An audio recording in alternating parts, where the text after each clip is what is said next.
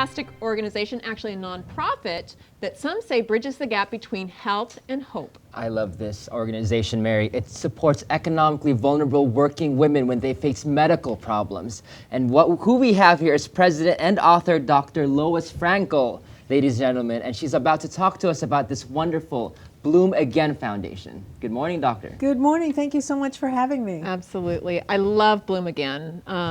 Tell us more about some of the specifics that the organization offers. Sure. What we do is we partner with other nonprofits in the community in Southern California, actually, and now we also have a chapter in New Jersey. Oh, wow. Really? Yeah, so we partner with other nonprofits to really help them help their constituents. Because we want to make sure that the money that is donated to us is well spent, we keep our overhead to less than 10%.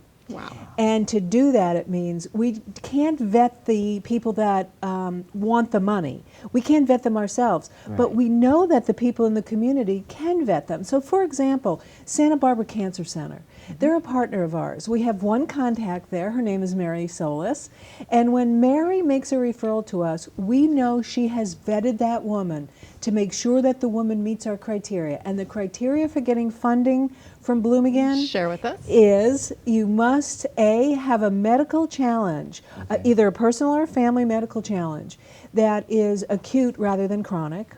It has to have caused you to miss work within the past year or so. You have to have the intention of going back to work, and you must live at the poverty level. So if you meet all those criteria, you've missed work due to a medical challenge, and you live at the poverty level, we'll help you with some living essentials. And I think to a certain degree, people who do or don't have health insurance, the issue of not paying your bills or going into bankruptcy isn't because you do or don't have the health insurance so much as you don't have the support. How do you live? How do you survive? Right. With your financial means to make produce income. Exactly. Most people are maybe three paychecks away. If that. Right? From poverty. It is tough. The women that we serve are like maybe 1 or 2 paydays away from work. In California alone, 67% of women who work in low-paid jobs receive 0 paid sick days.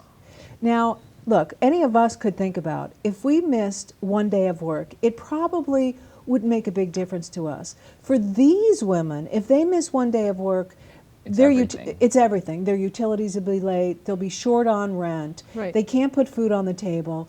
And that's all we want to do. And you said at the top of this segment that what we want to do is really transition people from health to hope.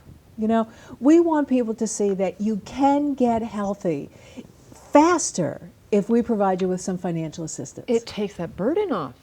Oh, it's amazing absolutely. to have that burden lifted and how you can get better when you feel like you have the backing and I can get through this because Bloom Again has my back. And I'm sure you guys have a lot of success stories. Can you tell us about that? Oh, sure. You know, I'm thinking right now of, and we kind of shared it on the break. There was one of our partners is the VNA and palliative care in San Bernardino, okay? And they applied for a grant on behalf of a woman who was having a baby. Okay, the baby was born, and it was very clear that the baby was going to live a very short time. And they thought it would be days.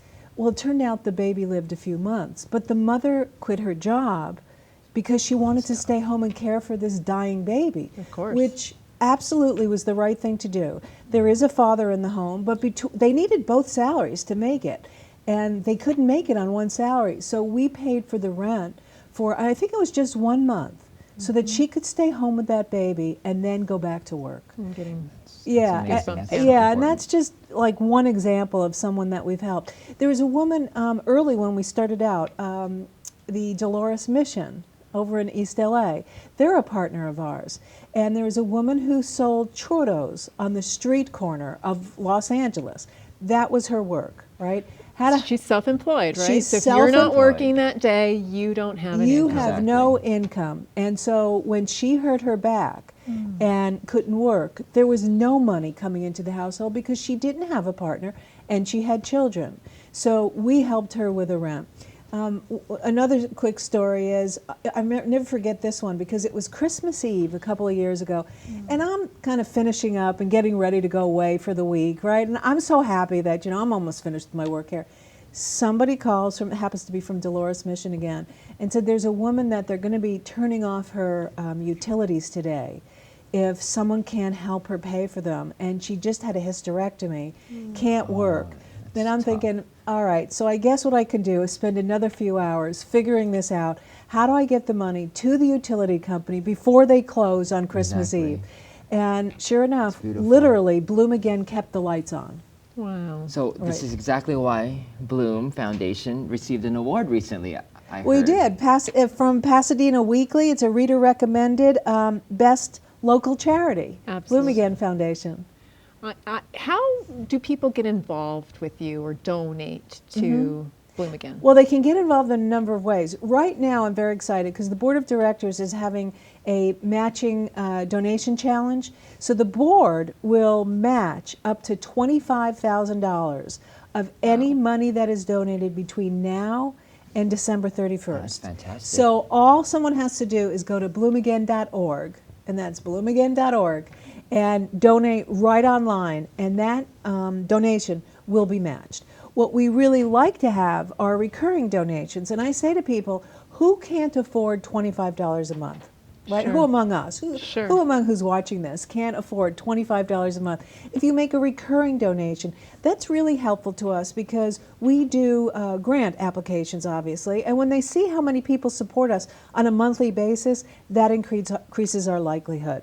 If you work for a company that has matching grants also, that helps us. In-kind donations help us. We do LunaFest every year, which is the screening of short films by, about, and for women. Wonderful. We need a venue, That's fantastic. right? We need sponsors for that. We need all kinds of things for that. So anybody who's interested in helping Bloom Again can just contact me at info@bloomagain.org, and I'll tell you how we can use your help. info@bloomagain.org. Yes. I'll remember that.